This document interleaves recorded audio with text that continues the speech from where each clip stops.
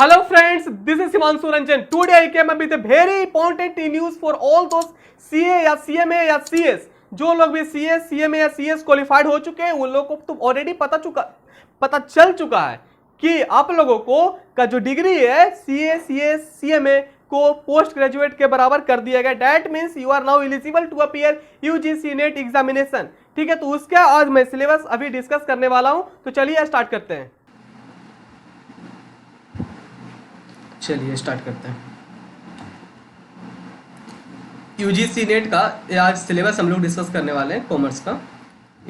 इसमें क्या क्या सिलेबस में आप लोगों का है, देखिए आप लोग का जो टोटल जो सिलेबस रहेगा ना यूजीसी नेट का, वो यूनिट वाइज में डिवाइडेड है, यूनिट 1 से लेकर के यूनिट 10 तक। ठीक है, 10 यूनिट्स में आप लोगों का जो टोटल सिलेबस है कॉमर्स का वो डिवाइडेड है। और हम लोग अब यूनिट 1 से ही स्टार्ट करते हैं। यूनिट 1 में है business environment and international business. Okay, तो हम लोग यहाँ पे पूरा डिटेल में दिया हुआ है, नीचे यहाँ पे पढ़ लेते हैं क्या क्या है। जैसे देखिए मैं आप लोगों को सिलेबस इसलिए बताने वाला हूँ क्योंकि बहुत सारे लोग यूजीसी नेट का प्रिपरेशन तो करते हैं, करने के लिए चाहते हैं, बट उन लोगों को आइडिया नहीं मिल पाता है कि सिलेबस क्या होता है। तो सिलेबस बस वही है जो आप लोग अभी तक जो पोस्ट ग्रेजुएशन तक जो पढ़े हैं बस वही है। उसी में थोड़ा बहुत कुछ थोड़ा बहुत है जो एक्स्ट्रा है, बट बाकी सब कुछ वही है। मतलब जो आप ग्रेजुएशन में पढ़े, चाहे आप पोस्ट ग्रेजुएशन में पढ़े, जो एमकॉम में जॉब पढ़े, तो लगभग सिलेबस वही होता है। अगर आप जितना पढ़े हैं ना पोस्ट ग्रेजुएशन में या फिर अपना पढ़े हैं जो ग्रेजुएशन में, अगर आप उतना भी अगर आप कवर अप कर लेते हैं तो सफिशिएंट, आप इजीली पास हो जाइएगा। ओके, तो चलिए आज मैं आप लोग के लिए इसलिए ही सिलेबस का डिस्कस करने वाला हूँ आज कॉमर्स का। जो यूनिट 1 है ना, यूनिट 1 में business environment and international business है। इसमें आप लोगों का concept and element of business environment, इसमें आप लोगों का जो economic environment, economic concept, economic policy, monetary and physical policy, political environment, role of government, that means ये टोटल जो पार्ट है यहाँ पे इतना तक हम लोग जो पढ़े ये टोटल इकोनॉमिक्स का पार्ट है, टोटल इकोनॉमिक्स। ठीक है, इकोनॉमिक्स ये अगर आप पढ़े होंगे जो 12th क्लास का जो मैक्रो इकोनॉमिक्स था उसमें ये सब आपको मिल जाएगा, ये सब थ्योरी। ओके, चलिए आगे बढ़ते हैं। लीगल इन्वायरमेंट में आप लोग का जो कंज्यूमर प्रोटेक्शन एक्ट या फेमा हो गया, चाहे सोशियो कल्चरल फैक्टर है एंड देयर इन्फ्लुएंस, चाहे फिर CSR है, कॉर्पोरेट सोशल रिस्पॉन्सिबिलिटी, ये लॉ का पोर्शन है। देखिए यहाँ पे लिखा हुआ है लीगल इन्वायरमेंट, दैट मीन्स ये लॉ का पोर्शन है। आप अगर लॉ पढ़े होंगे ग्रेजुएशन में तो आपको ये सब चैप्टर जरूर पढ़े होंगे। ओके, चलिए आगे बढ़ते हैं। आगे है यूनिट 1 में ही scope and importance of international business, globalization and its drivers and modes of entry into international business. अगर आपको ये सब का जो थ्योरी देखना है तो आपको जो 11 का बुक अगर आप पढ़े होंगे business study I think so, उसमें आप लोगों का ये सब का थ्योरी मिल जाएगा। नहीं तो फिर ये सब का थ्योरी आप लोगों का ग्रेजुएशन में भी हो सकता है। ठीक है, डिपेंड अपॉन द यूनिवर्सिटी, आप कौन सा यूनिवर्सिटी से किए थे, बट आई थिंक सो ये वाला जो थ्योरी था वो 11 क्लास का जो बिजनेस स्टडी का मैथ था उसमें था। ओके, चलिए आगे बढ़ते हैं। ऐसे यार अभी का ज़माना है, अभी का इंटरनेट का ज़माना, आप गूगल भी करिएगा तो हर एक चीज़ का आपको आंसर मिल जाता है, तो गूगल करके भी आप पढ़ सकते हैं। ठीक है, चलिए आगे बढ़ते हैं। ये थर्ड पॉइंट में है theory of international trade, government intervention in international trade, tariff and non tariff barrier and India's foreign trade policy. Foreign trade policy जो होता है ना, जनरली मैं आपको थोड़ा आइडिया दे देता हूँ। जो फॉरेन ट्रेड पॉलिसी होता है वो गवर्नमेंट हर एक 5 साल पे बनाता है। ठीक है, गवर्नमेंट ना हर एक 5 साल पे बनाता है। तो जो लास्ट जो फॉरेन ट्रेड पॉलिसी था जो 2015 से लेकर के 2020 तक जो बनाया गया था, बट अकॉर्डिंग टू कोविड-19 लास्ट ईयर जो 2020 तक जो होने वाला था उसको 2021 तक एक्सटेंड कर दिया गया था। बट जनरली जो फिजिकल जो फॉरेन ट्रेड पॉलिसी होता है ना, फॉरेन ट्रेड पॉलिसी जो वो जनरली 5 ईयर्स के लिए बनाया जाता है। ठीक है, जिससे ये मिसमें होता है ना कि कैसे एक बिजनेसमैन होता है ना जो कि कैसे अपना ट्रेडिंग कर सकता है from one country to other country, और उसमें गवर्नमेंट का क्या रूल्स एंड रेगुलेशन क्या क्या होता है, क्या इंटरवेंशन गवर्नमेंट करेगा। देखिए पूरा चीज़ आप इंपोर्ट भी नहीं कर सकते हैं और पूरा चीज़ को आप एक्सपोर्ट भी नहीं कर सकते, तो उसमें कुछ रूल्स एंड रेगुलेशन होता है, वो आप फॉरेन ट्रेड पॉलिसी भी आप पढ़े होंगे। जैसे जो लोग CA CMA तो किए हैं तो उन लोग का सिलेबस में होता है फॉरेन ट्रेड पॉलिसी, बट अगर आप PG किए हैं, पोस्ट ग्रेजुएशन किए हैं, तो आप लोगों का चैप्टर जरूर होगा फॉरेन ट्रेड पॉलिसी। ओके, चलिए आगे बढ़ते हैं। फिर आता है foreign direct investment and foreign portfolio investment, tax of FDI post and benefit of FDI to home and host country. तो ये सब भी ये जो FDI फॉरेन डायरेक्ट इन्वेस्टमेंट, ये सब जो पोर्शन है, अगर आप इंश्योरेंस चैप्टर पढ़े होंगे तो उसमें ये पूरा डिटेल में दिया हुआ है। अगर आप नहीं पढ़े हैं कहीं भी तो फिर आप गूगल से कर करके पढ़ सकते हैं। ठीक है, आगे बढ़ते हैं। Balance of payment and importance and component of BOP, ये सब जो बैलेंस ऑफ पेमेंट हो गया ये सब, तो ये सब बहुत बेसिक सा चीज़ें आप 11-12 में पढ़े होंगे, चाहे फिर ग्रेजुएशन में पढ़े होंगे। चलिए आगे बढ़ते हैं। Regional economic integration, level of regional economic integration, trade creation and diversion effect, regional trade agreement and European union, तो फिर एशियन हो गया, सार्क हो गया, नैफ्टा हो गया, तो ये सब इंस्टीट्यूशन है, ठीक है, ये सब जो है ना इंस्टीट्यूशन है, तो वर्ल्ड ट्रेड ऑर्गेनाइजेशन टाइप ये सब का है, ठीक है, तो ये सब आपको आना चाहिए। इंटरनेशनल, ये सब जनरल स्टडी है, ये सब जनरल स्टडी है, ठीक है, ये सब तो सबको आना चाहिए। एशियन क्या होता है, सार्क कहाँ होता है, किसका हेड ऑफिस कहाँ है, नेपाल में इसका है, ठीक है, तो ये सबको ये सब आना भी चाहिए, ठीक है। फिर इंटरनेशनल इकोनॉमिक इंस्टीट्यूशन, तो ये सब इंस्टीट्यूशन भी है, देखिए IMF मतलब इंटरनेशनल मॉनेटरी फंड हो गया, चाहे वर्ल्ड बैंक क्या है, चाहे UNCTAD क्या है, तो वर्ल्ड ट्रेड ऑर्गेनाइजेशन क्या है, तो उसका फंक्शन क्या है, एग्रीकल्चर एग्रीमेंट या गैट्स ट्रिप्स एंड ट्रिम्स क्या है, तो टोटल आपको जो जनरल जो बेसिक जनरल स्टडी होता है वो भी आपको आना चाहिए। इसके साथ साथ जो कॉमर्स का जो नॉलेज है वो भी आपको आना चाहिए, ठीक है, तभी जाकर के आप पास हो पाइएगा UGC नेट का एग्जाम। चलिए आगे बढ़ते हैं। यूनिट 2, यो यूनिट 2 है ना, इसमें आपका अकाउंटिंग एंड ऑडिटिंग है, ठीक है, तो accounting and auditing that means आप समझ रहे होंगे, auditing accounting that means accounts, ठीक है, जो आप अकाउंट्स अकाउंटेंसी जो पढ़े हैं उसी को अकाउंटिंग यहाँ पे लिखा है, एंड ऑडिटिंग, ठीक है। चलिए पढ़ते हैं इसमें क्या क्या पॉइंट है। इसमें बेसिक अकाउंटिंग प्रिंसिपल आपको पूछा है, मतलब है इसमें सिलेबस में कि बेसिक अकाउंटिंग प्रिंसिपल, तो आपको जो बेसिक अकाउंटिंग प्रिंसिपल जो होता है ना गोल्डन रूल से, वो आपको डेबिट क्रेडिट गोल्डन रूल से, personal account, real account, nominal account, वो सब आपको बेसिक यहाँ पे आना चाहिए, कंसेप्ट एंड, ठीक है, ये सब आना चाहिए आप। इसके बाद आगे बढ़ते हैं। थोड़ा बहुत बेसिक अकाउंटिंग प्रिंसिपल में ये सब भी आ जाएगा, जैसे कि जनरल लेजर, ट्रायल बैलेंस, तो ये सब भी आप एक बार देख लीजिएगा, ठीक है। अब सेकंड पॉइंट में आते हैं, पार्टनरशिप अकाउंट्स। इसमें जो पार्टनरशिप अकाउंट्स में होता है कि एक होता है admission of partner, retirement of partner, death of partner, dissolution of partner, और इंसॉल्वेंसी ऑफ पार्टनरशिप फॉर्म, तो ये सब आपका जो सम होता है वो सम थोड़ा सा प्रैक्टिस कर लीजिएगा। और उसके बाद जो थोड़ा बहुत थ्योरेटिकल पोर्शन है कि interest on capital, interest on loan क्या क्या होता है, तो और एडमिशन होता है तो कितना होता है, क्या कौन सा रेशियो में होगा, तो डेथ मतलब होता है ना गेनिंग रेशियो, ओल्ड रेशियो, ये सब, तो ये सब आपको एक बार देख लेना होगा, ठीक है फ्रेंड्स। चलिए मैं आपको समरी में हल्का हल्का हिंट देता चल रहा हूँ ना, जिससे कि आप अगर एक बार भी अगर आप पढ़े होंगे तो आपको हल्का हिंट मिल जाता है ना, तो आप तुरंत रेफर कर सकते हैं अपना स्टडी मेट, नहीं तो फिर आजकल गूगल बाबा है ना, गूगल पे सर्च करिए, आपको हर चीज़ का उत्तर मिलता है, ठीक है। चलिए बढ़ते हैं थर्ड पॉइंट में, corporate accounting. Corporate accounting that means company accounts, ठीक है, कंपनी अकाउंट्स, कंपनी से रिलेटेड जो अकाउंट्स होता है ना उसको कॉर्पोरेट अकाउंटिंग बोला जाता है, ठीक है। इसमें इश्यू ऑफ शेयर से related, issue that means issue of share, okay, issue of share, forfeiture of share and re issue of share, ठीक है, से रिलेटेड सम्स होता है, उसमें आपको ना इसमें आपको जनरल एंट्री आना चाहिए, ठीक है। Liquidation of company, acquisition, merger, amalgamation and reconstruction of company, ठीक है।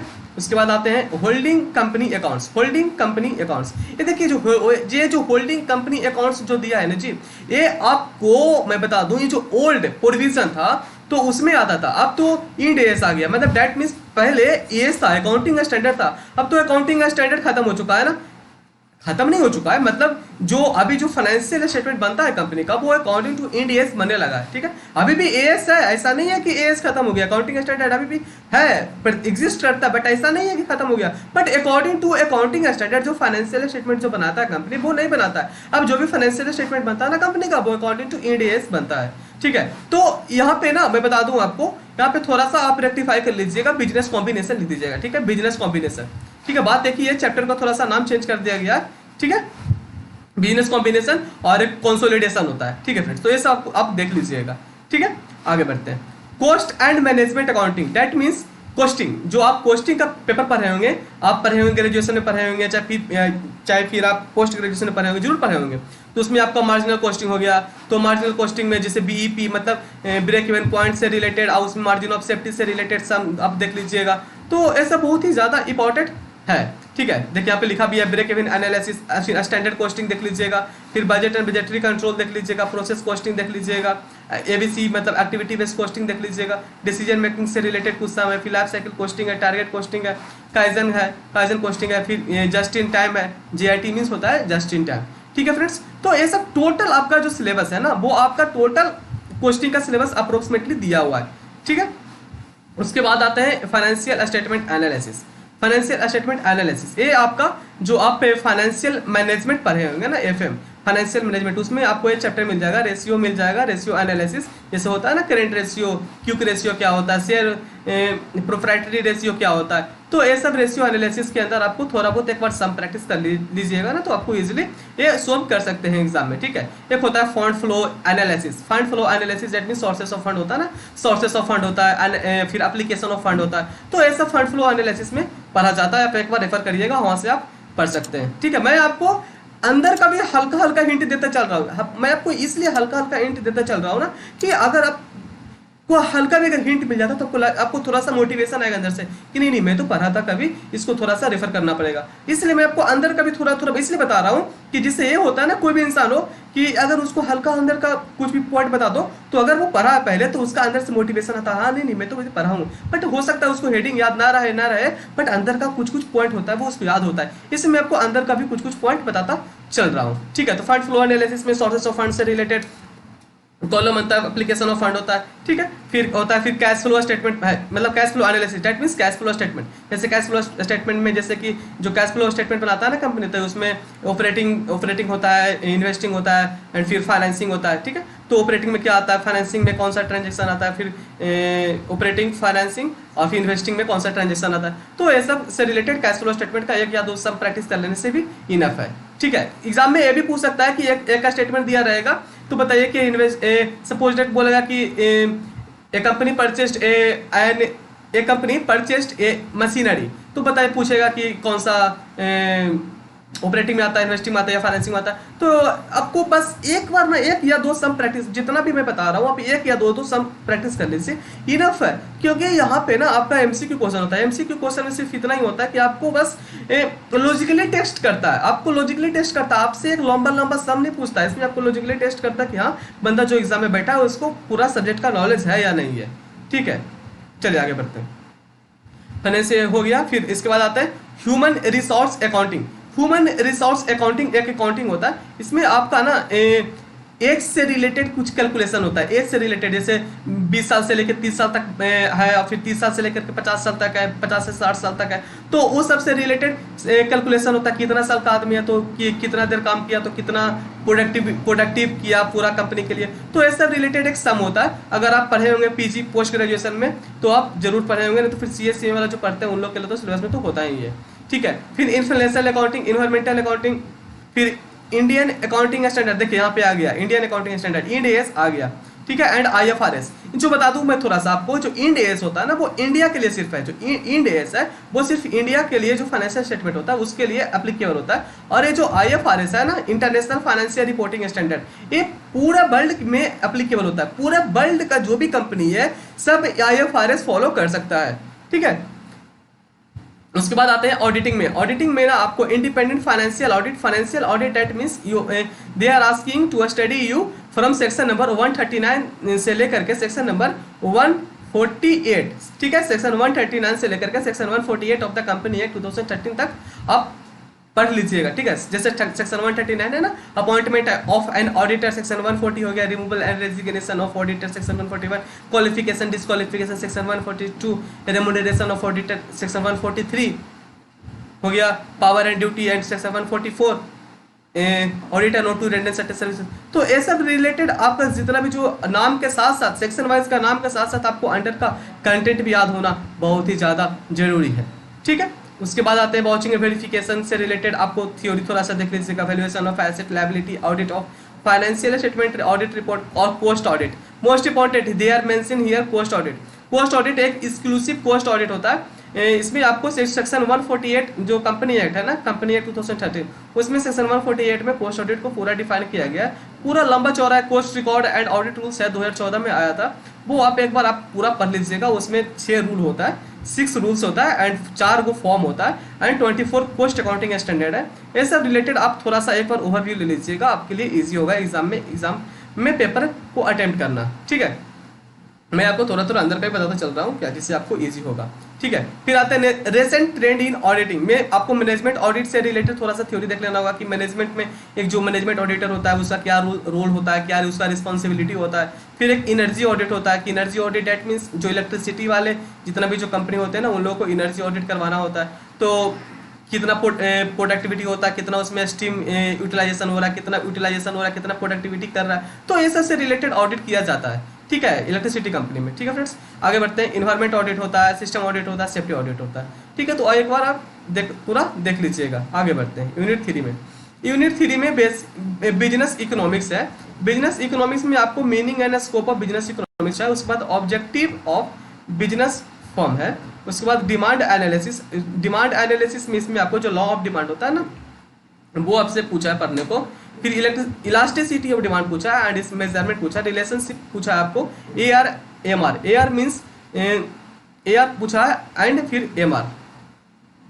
फिर आगे बढ़ते हैं कंज्यूमर बिहेवियर। कंज्यूमर बिहेवियर में जो यूटिलिटी एनालिसिस होता है, इंडिफरेंस कर्व होता है, ये सब जो टोटल अभी हम लोग जो अभी पढ़ रहे हैं, ये टोटल आपको जो 12 क्लास का आप पढ़े होंगे 12 क्लास में, तो आपको वहां से मिल जाएगा। ठीक है फ्रेंड्स, फिर law of variable proportion, law of return to a scale, और फिर theory of cost, short run long term cost का, प्राइस डिटर्मिनेशन। तो ये सब बहुत ही मतलब बच्चे वाला चीज़ है। ठीक है, perfect competition, monopolistic, monopoly, perfect competition भी होता है, यहाँ पे मेंशन नहीं किया। तो ये सब मार्केट का टाइप होता है कि किस टाइप होता है। फिर प्राइसिंग स्ट्रेटजी, प्राइसिंग अब मतलब प्राइसिंग स्ट्रेटजी, प्राइस स्कीमिंग, मतलब जब आप नया नया प्रोडक्ट लॉन्च करिएगा मार्केट में, तो आप प्राइस स्कीमिंग करिएगा, या प्राइस को पेनिट्रेट करिएगा, या फिर पीक लोड प्राइस करिएगा। तो ये सबसे रिलेटेड थोड़ा थ्योरी आप कवर अप एक बार देखिएगा तो इजिली कवर अप हो जाएगा। बहुत ही ईजी है बिजनेस इकोनॉमिक्स। ठीक है, आगे बढ़ते हैं यूनिट 4 में। कितना यूनिट में है टोटल? 10 यूनिट है ना, लंबा चौड़ा सिलेबस है कॉमर्स का। ठीक है, हम लोग अभी यूनिट 3 कवर अप कर चुके हैं बिजनेस इकोनॉमिक्स में। हम लोग अभी आगे बढ़ रहे हैं बिजनेस फाइनेंस में। बिजनेस फाइनेंस में ना आपको scope and sources of finance, इसमें leasing finance, cost of capital, capital structure, capital vesting से रिलेटेड, सम से रिलेटेड एक बार आप देख लीजिएगा। रिस्क एंड रिटर्न एनालिसिस, तो एक बार आप टोटल ये सब जो पोर्शन दिया हुआ है, ये आपको FM जो आपका जो एक बुक होगा फाइनेंशियल मैनेजमेंट, उसमें आपको टोटल मिल जाएगा पढ़ने को। यहाँ पे एक इंपॉर्टेंट पॉइंट यहाँ पे देखिए, यहाँ पे दिया हुआ है GDR means global depository receipt होता है, और ADR मतलब अमेरिकन डिपॉजिटरी रिसिप्ट होता है। ये आप थ्योरी इसको जरूर कवर अप कर लीजिएगा। अगर आपका मैट में मिल जाए इजी है, नहीं तो फिर आप गूगल से आराम से इसको स्टडी कर सकते हैं, इसका थ्योरी पर करके। ओके, नेक्स्ट फिर इंटरनेशनल आर्बिट्राज हो गया, मल्टीनेशनल कैपिटल बस्टिंग। तो आप पूरा मैं बताया आपको, इस FM का जो बुक होगा उसमें आपको मिल जाएगा पूरा पढ़ने को। ओके, तो अभी हम लोग यूनिट 4 तक कवर अप कर चुके हैं। हम लोग अब आगे बढ़ेंगे यूनिट 5 में। यूनिट 5 में ना आपका जो सिलेबस में है वो है business statistics and research method. इसमें आपका जो बिजनेस स्टैटिस्टिक्स में जो सिलेबस में है आप लोगों का, वो है measure of central tendency, measure of dispersion, measure of skewness, correlation, regression, probability से रिलेटेड जो वेरियस टाइप्स ऑफ बनता है कैलकुलेशन, वो कुछ टाइप से बायनोमियल कोहेजन से सबको फॉर्मूला वगैरह होता है। हाँ, मैं बता दूं आपको, स्टैट्स में आपको मोस्ट इंपॉर्टेंट आपको क्या याद रखना है, आपको फॉर्मूला बहुत ही ज्यादा इंपॉर्टेंट है इसमें याद रखना। इसमें क्या होता है ना कि आपको डायरेक्ट फॉर्मूला पूछ देगा, बताओ बायनोमियल है, इसका फॉर्मूला क्या है, पोजीशन का फॉर्मूला क्या है, नॉर्मल डिस्ट्रीब्यूशन का फॉर्मूला क्या है। तो फिर आपको ना इसमें क्या होता है कि आपको डायरेक्ट फॉर्मूला भी पूछ सकता है। इसलिए मैं बता दूं स्टैट्स में आप फॉर्मूला प्लीज याद करके जाएं। Formula is very much important for UGC net examination. Okay, चलिए आगे बढ़ते हैं। डाटा कलेक्शन, ये सब तो आप पूरा स्टैट्स का एक बुक होगा, वो आप नहीं तो फिर आप मार्केट से भी परचेस कर सकते हैं, कोई भी एक अच्छा स्टैट्स का बुक। ठीक है, आगे बढ़ते हैं। अगर आप नहीं पढ़े होंगे कभी, तो अगर आप पढ़े होंगे तो जो किताब से पढ़े उसी किताब को रेफर करिएगा। ठीक है, आगे बढ़ते हैं यूनिट 6। यूनिट 6 में ना business management and human resource management, इसमें थ्योरेटिकल पोर्शन है। ये principle and function of management, organisation structure, ये पूरा ना आपका मतलब थ्योरेटिकल पोर्शन है। और ये टोटल जो business environment and human resource management है, ये टोटल चीज को ना आप गूगल से इजीली कवर अप कर सकते हैं। आप बस टोटल जो हेडिंग दिया हुआ है उसको आप सर्च करिए गूगल से, आप इजीली कवर अप कर सकते हैं। जैसे यहाँ पे देखिए corporate governance and business ethics, ये थोड़ा सा टेक्निकल पोर्शन होता है। कॉर्पोरेट गवर्नेंस से थोड़ा सा अच्छा से देख के जाइएगा। ठीक है, जैसे फेयरनेस होता है, कॉर्पोरेट गवर्नेंस का अंदर आता है फेयरनेस होता है, अकाउंटेबिलिटी होता है, ट्रांसपेरेंसी होता है, बिजनेस एथिक्स मतलब अच्छा से काम करना चाहिए, कितना टाइप ऑफ बिजनेस एथिक्स होता है, तो ऐसा आप अच्छा से देख लीजिएगा। ठीक है, ये टोटल चीज आपको, जैसे HRM है तो ह्यूमन रिसोर्स मैनेजमेंट है, आपको टोटल चीज ना एक बार आप गूगल से थ्योरी को कवर अप कर ले सकते हैं। नहीं तो फिर कोई किताब अगर आप पढ़ें इससे रिलेटेड अगर थ्योरी है तो उससे भी आप कवर अप कर सकते हैं। चलिए आगे बढ़ते हैं। यूनिट 7 में है बैंकिंग एंड फाइनेंशियल इंस्टीट्यूशन। इसमें ना आपको ओवरव्यू पूछा है इंडियन फाइनेंशियल सिस्टम का, इंडियन फाइनेंशियल सिस्टम का डेट मीन्स बैंकिंग सेक्टर का। जैसे बैंकिंग को डिवाइड किया गया, एक बैंकिंग सेक्टर होता है, एक नॉन बैंकिंग, एक नॉन बैंकिंग होता है, ठीक है। नॉन बैंकिंग एनबीएफसी नाम सुने होंगे, ठीक है। तो टाइप ऑफ बैंक जैसे कमर्शियल बैंक हो गया, रीजनल रूरल बैंक हो गया, फॉरेन बैंक हो गया, कोऑपरेटिव बैंक हो गया। तो ये सब देखिए यहाँ पे एनबीएफसी दिया हुआ है, म्यूचुअल फंड, पेंशन फंड। तो ये सब चीज़ को भी आईआरडी है, देखिए यहाँ पे इंश्योरेंस कंपनी से रिलेटेड पूरा थ्योरी आपको पूछा है। तो आप टोटल चीज़ को किसी बुक से नहीं तो फिर आप गूगल से कवर अप कर सकते हैं, ठीक है फ्रेंड्स। अब यूनिट 8 में आते हैं। यूनिट 8 में मार्केटिंग मैनेजमेंट में आपको मार्केटिंग का कंसेप्ट पूछा है, अप्रोच पूछा, marketing channel, marketing mix, strategic marketing planning, ये सब product decision, product line, product mix, product life cycle. जैसे प्रोडक्ट लाइफ साइकिल मतलब होता है ना इंट्रोडक्शन, पहले कोई प्रोडक्ट को इंट्रोड्यूस करता है, फिर ग्रोथ होता है, फिर उसके बाद एक समय ऐसा भी आता है कि मतलब एक लेवल पे आ जाता है कि कुछ उसका मतलब मूव हो ही नहीं रहा, उसके बाद डिक्लाइन होने लगता है, ठीक है। तो ये सब आप एक बार कवर अप कर सकते हैं थ्योरी, ठीक है फ्रेंड्स। कोई भी अगर आप बुक पढ़े पहले उससे कवर अप करिए, नहीं तो फिर गूगल से करिए, ठीक है। उसके बाद देखिए सीआरएम, डेट मीन सीआरएम मतलब होता है कि कस्टमर रिलेशनशिप मैनेजमेंट, कस्टमर के साथ आपका कैसा रिलेशनशिप है। तो ये सब आप कवर अप कर सकते हैं, कहीं से पढ़े हुए, नहीं तो फिर आपको गूगल से कवर अप करना होगा। चलिए अब लीगल एस्पेक्ट में आते हैं। लीगल एस्पेक्ट डेट मीन्स ये आपका पूरा लॉ का पेपर है, तो इसमें आपको कंपलसरी आपको बुक्स खरीदना पड़ेगा इसके लिए, ठीक है। इसमें मैं आपको रेफर नहीं करूंगा गूगल से, क्योंकि ये पूरा थ्योरेटिकल पोर्शन है और लॉ का पेपर है। तो इसमें आपको अगर आप गूगल से कवर अप करिएगा तो हो सकता है कुछ मिस हो सकता है। तो इसलिए इस बेटर है for law paper that you have to purchase one book. जैसे यहाँ पे मैं जैसे देखिए इंडियन कॉन्ट्रैक्ट एक्ट है, स्पेशल कॉन्ट्रैक्ट है, सेल ऑफ गुड एक्ट है, कंपनी एक्ट है, फिर कंपटीशन एक्ट है। तो मैं आपको थोड़ा सा इसमें रेफर करता हूँ कि आप सीए या सीएमए का जो फाउंडेशन का बुक होता है वो आप परचेस कर लीजिएगा, तो आपको ये आधा कवर अप हो जाएगा यहाँ तक, ठीक है। ऊपर तक नेगोशिएबल तक कवर अप हो जाएगा। मैं आपको रिकमेंड करता हूँ आप सीएमए फाउंडेशन का बुक खरीदें, तो आपको नेगोशिएबल इंस्ट्रूमेंट तक कवर अप हो जाएगा। सीएमए फाउंडेशन का जो लॉ का बुक होता है वो। उसके बाद आगे आते हैं जो कंपनी एक्ट ये सब है। तो ये सब आपको जो सीएमए इंटर या सीए इंटर का जो बच्चा है उसका अगर आप बुक कहीं से मिल सकता है आपको तो वहाँ से भी कर सकते हैं, और ये वाला भी बुक अगर कहीं से मिल सकता है तो कब मिल सकता है तो आप वहाँ से आप ला सकते हैं। कोई फ्रेंड्स हैं, चाहे आपका कोई भाई बहन अगर सीए या सीएमए कर रहा है तो वहाँ से आपको हो जाएगा। Information technology act, PRT act, intellectual act, तो ये सब आप थोड़ा सा आपको कंपटीशन एक्ट, ये सब जो है, जो अगर आप सीएस जो करते हैं कंपनी सेक्रेटरी, तो उनके एक मैट होता है, उसमें टोटल आपको थ्योरी मिल जाएगा, ठीक है। इसके बाद का नेगोशिएबल के बाद का नीचे का मैं बोल रहा हूँ, ठीक है। उसके बाद लास्ट में आता है goods and service tax, GST. तो बहुत ही बड़ा चीज़ है। अगर आपको समरी देखना है तो आप किसी भी एक के टीचर का एक बार यूट्यूब पे आप इसका जीएसटी का रिविजनरी वीडियो देख सकते हैं, नहीं तो फिर मैं भी बहुत सारा जीएसटी का रिविजनरी वीडियो एमसीक्यू डाल चुका हूँ मेरे यूट्यूब चैनल पे ना। जीएसटी का एमसीक्यू क्वेश्चन डाला हुआ है, वो आप सर्च करिएगा, हिमांशु नाम लिख दीजिएगा और जीएसटी एमसीक्यू करिएगा तो आ जाएगा, ठीक है। और ये जो मैं पूरा जो लॉ का जो मैं बताया ऊपर, इसका भी मैं अपने यूट्यूब चैनल पे बहुत सारे लॉ का एमसीक्यू डाला हुआ है, जैसे कॉन्ट्रैक्ट एक्ट हो गया, चाहे कंपनी एक्ट से रिलेटेड है, तो बहुत सारे एमसीक्यू मेरे यूट्यूब चैनल पे अपलोडेड है। आप वहाँ से भी रेफर कर करके अपना प्रिपरेशन को कर सकते हैं, ठीक है फ्रेंड्स। आप लोग अब लास्ट यूनिट में आ गए। लास्ट यूनिट है यूनिट 10, वही हम देख रहे थे। नीचे कुछ बचा क्या? तो नीचे कुछ नहीं बचा, यूनिट 10 है लास्ट। अब जैसे यूनिट 10 है ना, यूनिट 10 में income tax and corporate tax planning. Income tax में बेसिक कॉन्सेप्ट पूछा है। इससे बेसिक कॉन्सेप्ट मतलब कि कितने पूरा थियोरेटिकल पोर्शन है स्टार्टिंग में, कि बेसिक कॉन्सेप्ट में आपका पूरा क्या बोलता है ना डेफिनेशन टाइप, तो वो आपको आना चाहिए। फिर रेसिडेंशियल स्टेटस आना चाहिए कि कौन आदमी है जो कि रेसिडेंट कहलाएगा, कौन रेसिडेंट नहीं कहलाएगा। फिर tax incidence, exempted income, agriculture income पूछा है। इंटरनेशनल टैक्सेशन भी है, तो थोड़ा सा हाई कॉन्सेप्ट होता है इंटरनेशनल टैक्सेशन। और फिर कॉर्पोरेट टैक्स प्लानिंग, फिर डिडक्शन कलेक्शन, टीडीएस है, टीसीएस पूछा है, एडवांस टैक्स। तो आप किसी भी एक टीचर का सीए या सीएमए इंटरमीडिएट का आप जो प्रिपरेशन करते हैं, आपका दोस्त नहीं तो फिर कोई भी टीचर जो सीए सीएमए इंटर पढ़ाते हैं, तो उनका आप मैथ खरीद लीजिएगा इनकम टैक्स का। तो आप वहाँ से इस पेपर को जो यूनिट 10 है इसको आप इजली कवर अप कर सकते हैं। और डिविजनरी वीडियो के लिए मैं बता देता हूँ, मैं अपने यूट्यूब चैनल पे इनकम टैक्स का एमसीक्यू क्वेश्चन डाल चुका हूँ, आप वहाँ से इसका प्रिपरेशन भी कर सकते हैं, ठीक है फ्रेंड्स।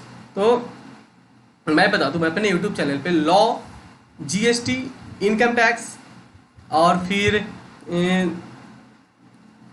लॉ से रिलेटेड, इनकम टैक्स से रिलेटेड, जीएसटी हो गया, और भी इतना तो मैं डाल चुका हूँ, और भी जो भी रिमेनिंग जितना भी पोर्शन बच रहा है मैं धीरे धीरे कोशिश करूँगा अपने यूट्यूब चैनल पर डालने का।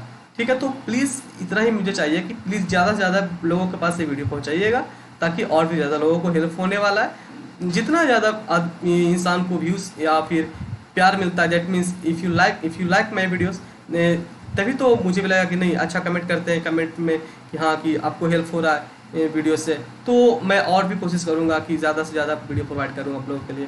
ठीक है, तो आज वीडियो यहीं तक रखते हैं। अगर वीडियो अच्छा लगा होगा, हाँ एक चीज़ और आप नोटिस किए होंगे, मैं जो भी वीडियोस रिकॉर्ड करता हूँ थोड़ा स्पीड में करता हूँ, ऐसा नहीं कि फालतू का अगर बैठ गया और अच्छा बड़ा वीडियो बना दिया। बड़ा video is not important, important एक मैटर ये करता है कि वीडियो का कंटेंट अच्छा होना चाहिए। इट डजेंट मैटर कि वीडियो का लेंथ कितना बड़ा है। ठीक है, चलिए आज वीडियो यहीं तक रखते हैं। वीडियो अगर अच्छा लगा तो प्लीज़ वीडियो को लाइक कर दीजिएगा and please share with your friends. ठीक है, एंड अभी तक चैनल सब्सक्राइब नहीं किया तो चैनल को सब्सक्राइब जरूर करिएगा। Okay, so thank you.